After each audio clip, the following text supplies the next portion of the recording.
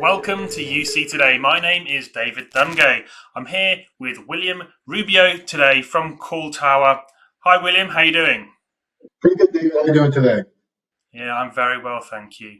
For our listeners and video audience who may not be familiar with CallTower, can you give us a quick rundown of yourself and the business, please? Yeah, sure, absolutely. Well, thanks, David, for having us on. Appreciate that always. And for everybody out there, my name is William Rubio. I'm the Chief Revenue Officer over at CallTower. And CallTower really focuses on business customers anywhere from about 25 users to thousands. And for the past 18 years, we've been really a pioneer in unified communications, and we are strategically positioned to really deliver a full end-to-end solution and not really a product with our core platform. So it's more about solutions more than anything else. Our core platforms, though, do consist of Microsoft, Cisco, and Metaswitch as well. So we do have some pretty good platforms there. And then with these platforms and our global footprint and our gold partner status with Microsoft and with Cisco, we're able to develop or deliver, I should say, these flexible solutions in roughly about 70 countries. So we're able to provide these platforms separately or integrated together to really make sure that we drive a full end-to-end solution for our customers. And we're able to layer on different things like contact centers, Office 365, SIP, SD-WAN to really provide that full turnkey solution for our clients. So that's kind of, I guess, our elevator pitch of who we are overall. overall. Yeah, wow, some big brands in there. Okay, well let's talk about 2020. It's been a one kind of odd year for us all, but for UCAS, in some ways, it's been just an absolute breakout year. Tell us, what's your assessment of the UCAS space sort of today as it stands? Sure. Well, 2020 has definitely been a completely different year than what we've been used to previously. I think when you look at it overall, and I'm going to, first date January, February, March, right, when the whole COVID thing was starting to have that to happen, you had a lot of customers that were saying, or a lot of organizations that were saying, well, we're getting ready to move to unified communications as a service. We're making the transition to the cloud. I think the early adopters were already there and now is becoming more mainstream. But what wound up happening toward that March, April timeframe is it accelerated the plans for a lot of organizations that said, hey, we just got to rip the cord on this and we just got to go. And we got to go quickly on it. So for unified communications, as far as the industry goes, it's really accelerated when you start to see some of the numbers out there as far as the industry being multi-billion-dollar industry, really just kind of increasing that probably the numbers that we were projecting for 2022 and beyond have really come forth now in 2020 overall. So it's really just changed overall that dramatically what we've seen. And unfortunately, it took a pandemic for that to happen, but I think a lot of organizations are really starting to see the benefits of it. Yeah, I think you're right. And some of those organisations you mentioned in your elevator pitch at the beginning, particularly Microsoft and Cisco. You've developed quite an interesting proposition around these two companies with your sort of integrations. Can you tell us a little bit about why have you pinned your colours to these two massive vendors? Sure. Well, I think prior to 2020, you started to see that there was a little bit of a compression in the industry, especially around unified communications, because you had everybody pretty much starting to provide similar services. Everybody was doing presence management, video, desktop sharing, instant messaging, right? I mean, it was all kind of the same thing. And then all of a sudden, you saw that Microsoft really kind of separated themselves, and even Cisco for the most part, when they started to implement and really launch Microsoft Teams and Cisco WebEx Teams. And what they do, at least I kind of call it, I don't know if it's been really coined in the industry, but kind of I call it UCAS 3.0, which is really kind of the next evolution of UCAS. And they've really separated themselves again from the competition out there overall, because what customers are looking for is really the collaboration side, which, yeah, unified communications did it to a point, but not to the way that Cisco WebEx Teams and Microsoft Teams is doing it. So they've really kind of set the bar a little bit different overall. So we've always been, for the past 18 years, really tied into Cisco and into Microsoft. And we just figured that those are really a couple of good horses to really invest in. The core platforms are bar none the best in the industry. And what we bring to the table is really just those add-on services and the support features that those big organizations really lack. And they lack them on purpose. They really focus more on organizations like CallTower, which are their partners, to really bring that added service and solutions to the table. So we feel really comfortable where we're at overall. Our customers are really excited with what we're doing into 2021. And Cisco and Microsoft are the leaders. I don't think that that's going to change anytime soon. Yeah, I mean, it's hard to disagree with that. Microsoft recently just announced they've hit 115 million daily active users on Teams, which is just phenomenal growth. Okay, shall we start with Microsoft Teams and the roadmap there? Can you tell us a little bit about that? What's going on from a development point of view? And you mentioned in your last piece there about this UCaaS 3.0. What does that mean, and how does Microsoft fit into that? Sure. Well, Microsoft is at the core, right, of the foundation of everything that's being provided within that UCaaS offering overall. But we do also understand that some customers are looking for more than just some of the basic unified communications services, including the collaboration piece, right? So what I mean by that is different things like SMS texting, CCaaS, right? A lot of times they're now implementing CCaaS into their UCaaS offering overall. Faxing, credit card machines, door buzzers, paging, equipment management, whether it's headsets, whether it's video type of room services, or even handsets. Those are different things that Microsoft, as part of their core platform, just is not interested in providing. It's just not part of their core offering. So that's when somebody like CallTower comes in and really just provides that full end-to-end solution. You want CCaaS, you don't have to go somewhere to a UCaaS or to a CCaaS provider. We actually have a couple different options, one being Five9 and another one being what we call our CallTower contact center solution, which is a private label that we do, but it's all invoiced and supplied by CallTower. So we do the maintenance, the support, the onboarding, the design, all for the customers to make sure that we provide them that full end-to-end solution. And that's what they're looking for. So they like the core, but they want more than just the core, and that's what CallTower brings to the table. Can you tell us anything about 2021, and are we going to see any exciting new plans that you can tell us about around the Teams proposition? Sure. So one of the things that we've been hearing from our customers, and we get a lot from potential customers and also our existing customers, is say, hey, we love this. We love what Microsoft Teams is doing overall. We have a concern. What if Microsoft Teams, like anything else, nothing is 100% risk-proof. So what happens if Microsoft Teams goes down? Before, with Microsoft, if my email goes down, if my instant messaging goes down, okay, I can live with that for a little bit because I know I'm going to get those emails eventually. But if my voice goes down, if my CCaaS goes down, what am I going to do, right? I'm putting all my eggs in one basket. So one of the things that we've done, and we're just continuing to enhance it because we do offer it now, is we're giving customers different solutions to make sure that if in case there is some type of service interruption on the application with Microsoft, that we could divert their calls, reroute them either automatically or manually for the customers. It just really depends on who the user is. So what we might do is maybe for an office instance, we'll reroute their main number to another location or to another platform like Metaswitch, which was just actually acquired by Microsoft in May, and we are a Metaswitch partner as well. Or we could just manually take an individual's DID or telephone number and just reroute it to their mobile number or to another device. So we are coming up with different solutions for customers so that they could continue to have some type of business continuity overall. That's really one of the main things that we're looking at and focusing that we're really going to continue to enhance in 2021. Sure. Okay. And we're talking about routing there, or routing for our American friends.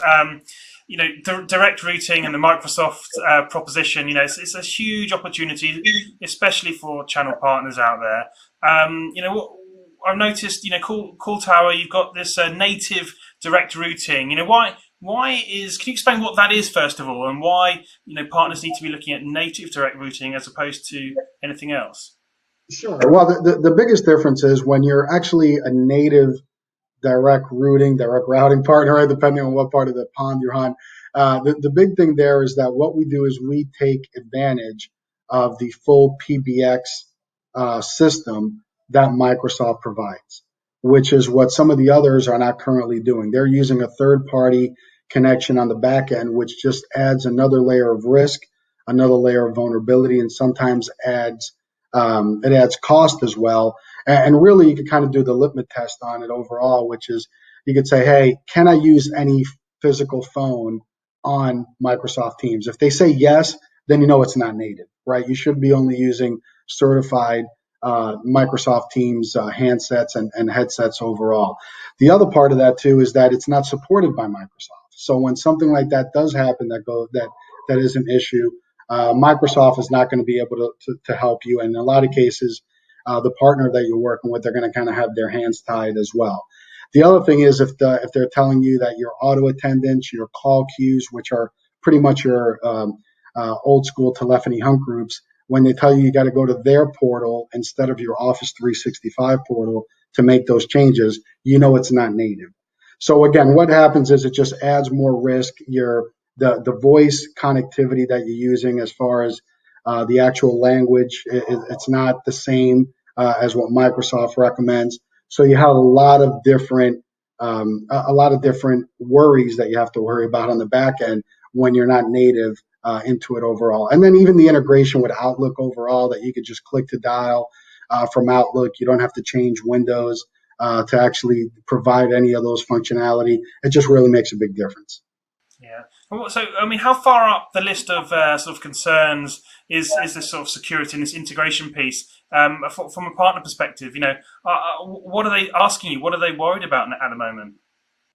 Well, the security is a big part of it, right? I mean, I think when you look at Cisco and Microsoft, in both cases, a lot of IT organizations really sleep better at night knowing that they are using Microsoft and Cisco because of the stability and because of the security that it brings to the table. I mean, we could talk about the third 800-pound gorilla in the room, Zoom, right? We all know that Zoom has had a lot of security breaches lately, and they'll get some of that corrected overall, but just the foundation is a little bit different overall. So when you're looking at the partners and you're looking at organizations, IT teams are not really growing, right? In a lot of cases, they're just kind of either staying the same or shrinking in some cases. And the IT teams don't have the times to really go in, don't have really the effort or time to go in and actually start studying and really figure out what's best for them. And these partners come into play that are these consultants that can bring multiple solutions to the table to really help out overall. So I think first and core is how could I provide the right tools to my customers, to my employees, but also want to make sure it's a stable, secure platform. And then let's talk about the rest. But those two are just fundamental and core to what they need, and partners bring that to the table. Yeah. Okay. Well, let's get into WebEx Teams a little bit now. What's on the roadmap for WebEx? What are your partners asking you about around that piece of technology? Sure. So similar to Microsoft Teams, WebEx Teams is kind of funny that they both are using the same name. So maybe they had the same third-party marketing arm that came out with Teams overall. But Cisco is playing a little bit of catch up right now. I think Cisco, when you're looking at Cisco and Microsoft first was looked at as a unified communications platform that does voice. And I think Cisco is the opposite. It's a voice platform that does unified communications and does collaboration. So I think there's a little bit of synergies there on both ends. You can see that Microsoft and Cisco overall are kind of playing nice with each other. I think that they want to continue to be the leaders, and they realize that. I think the last statistic on it, David, and don't quote me on it exactly, but I think they owned about 73% of the market share as far as unified communications. Everybody else has 27%, right? So a big difference there. And when you're looking at Cisco, what they're doing on the collaboration side and integrating that with either their Cisco WebEx calling, their Cisco HCS, which is what we provide on the back end. And then also when you start to add in Meraki and you start to add in the contact center side with WebEx Contact Center or UCCX, they're bringing the contact center piece, which Microsoft is partnering with some organizations. And I think that's where a differentiation comes. So I think the collab side, Microsoft from an instant messaging and presence standpoint, I think they've cornered that, and I think that they've known that. And I think Cisco is saying, great, we'll give you guys that win, but we're going to take the win on the contact center side because we're developing that through Cisco WebEx Contact Center and through their UCCX, which is their enterprise offering. Yeah. Do you think Microsoft will ever get round to fulfilling these small sort of niche plays around their product that they currently partner for, or do you think we're always going to have this sort of rich ecosystem behind these two vendors, really? Yeah, I think Microsoft is very comfortable about where they're at. I think for them, it's really just adoption on their existing licenses, what they have, whether it's an E3 or a Visio plan, right? I mean, that's I think what they're core in. I don't really think that they'll look at the contact center, at least here short term. I mean, I don't have a crystal ball. It would make sense at some point, but at the same time, they depend. I think about 90% of their business comes from value-added resellers like CallTower and some of the partners on the CCaaS side. So I think for them, they rather have these organizations continue to do the support and really do the customization. But Microsoft just wants to be the brains, right? They want to continue to be that core platform, and that's what Cisco is doing to a point as well. Sure. Okay. I mean, if you could encapsulate CallTower sort of USPs, Microsoft, Cisco, partners and customers. There's a lot of places you can buy both of those vendors, from. Why should people really come to CallTower? What are those core sort of USPs? Yeah, I think with us, the first and foremost is you want to make sure that you have an organization that has the experience both with Cisco and Microsoft, which we bring to the table, right? 18 years or so partnering with Cisco and about 12 or 13 years already partnering with Microsoft overall. So we're a proven organization, right? We have hundreds of thousands of users overall on our platform. So I think that's one is the validity of what we bring to that table. The second part of it is with the integration of Metaswitch, which ironically enough, we have been a Metaswitch partner for years already, and Microsoft bought them. So that's obviously, I think, a benefit. The Metaswitch side of it is really critical because it does fill in the gaps of the limitations of both of those platforms. So for us, we're not going to send one of our customers to go get those additional features from a third party or multiple different vendors. We're able to provide and fill in those gaps that each platform, again, has their advantages, but they have their limitations. So we're able to do that. The fact that we're in 7 different countries that we could provide the services, it gives that one-stop shop type of vendor mentality for the IT organizations to really manage. That really helps them. The 24/7 support that you could call in and you could talk to a human of somebody that actually knows those platforms. We require a lot of certifications with our tier 1 support and up so that it's not a glorified answering service. They're not going to answer and say no one's going to call you back. They can resolve the issues right then and there, I think really make a big difference. And then when you start to add in CRM integration, CCaaS, when you start to add in the SD-WAN piece that we do with our CT Cloud Boost, which is really for us, it's more about SD Internet because we're really just enhancing all those cloud applications that usually customers are already moving to. It's just a value add that a lot of customers really see the benefit that we bring to the table. We're doing that heavy lifting for them. We've done that selection on the CCaaS and on the UCaaS side, and we still give them options, right? So we still give them the ability to integrate or make changes. And then just even the equipment side of it that you want to get headsets, we could give you those. We're a big Polycom and Yealink and Cisco hardware providers on all 3. So we could provide those different types of equipment as well. So you don't have to go somewhere else and get them. Sure. Okay. Well, you've already mentioned you don't have a crystal ball, but I would like a bit of insight into 2021. We're in the strange period. It looks like it's going to continue at least for a short while. Well, hopefully only a short while. I mean, what is 2021 going to bring? For the market and for CallTower? Sure. Well, I think what happened over the first few months during the pandemic, and I'm talking more March, April, May, and probably June, is that you saw that there was a big scramble, right? It was kind of the big scramble of 2020. It was everybody needs to go remote. We need to figure out how we could get the right tools in the hands of our employees that are now going to be remote with security in mind. But let's just get that done. Let's just get that done as quickly as we can and stabilize our organization so that we can continue to service our customers. So I think that phase 1 is over. I think everyone's kind of been stable, and it kind of trickled a little bit more into the beginning of the fall season as well. And now what you're starting to see, and we're starting to see October, November, December, and probably into 2021 is IT organizations are shifting some of their budget that they had allocated for other items and really focusing on let's solidify our UCaaS and our CCaaS offering going forward. What is our long-term plan instead of just what we're going to band-aid to really make it work? So I think commercial real estate is probably a big negotiation tool coming up in 2021, right? You have large organizations like Google saying that they're not going back into the workforce or not going back to the office until June. Some are going to be permanently from home. So now the long-term decisions are what we're going to start to see. I think everybody was kind of looking at let's kind of plug up the holes, right, and figure out what we have to do short term. And now we're going into, okay, what are we going to do over the next 2 to 3 years? Because this is not going to change, right? It's the new reality that we have to work or deal with. And some companies are going to have people going to the office 2 days a week. Some are going to go 1 week yes, 1 week no. So now they're going to just continue to plan for that long term. Absolutely. I mean, I'm quite enjoying this new reality that we're all in as well. It gives me a bit of extra flexibility of my life, as it does with everyone. So, yeah. So, William, I think that's a really great place to end. Thank you so much for joining me. And thank you for watching. You've been watching UC Today. My name's David Dungay. If you like today's chat, don't forget to give us a like or a share on social media. Thanks for watching. Thank you, David.